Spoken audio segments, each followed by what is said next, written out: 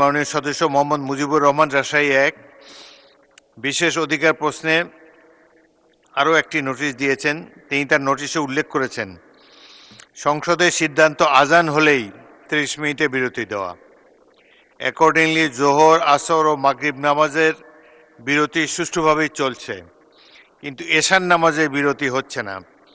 এই ব্যাপারে নীতি নির্ধারণী ফোরামে কোনো আলোচনা হয়েছে কিনা জানা নেই।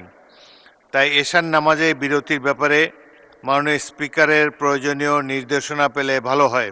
আল্লাহ হাফিজ।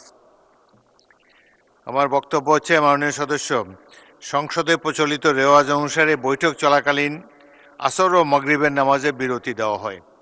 এশার নামাজের জন্য কখনো বিরতি দেওয়া হয়নি। তাছাড়া যে কোনো সদস্য এশার নামাজের সময় নামাজ পড়ে নিতে পারেন, কোনো বাধা নেই। উপরন্তু আপনার নোটিশের বিষয়টি বিশেষ অধিকার ক্ষুণ্ণের মধ্যে পড়ে না, তাই 164 বিধিতে আপনার নোটিশটি গ্রহণ করা গেল না বলে দুঃখিত।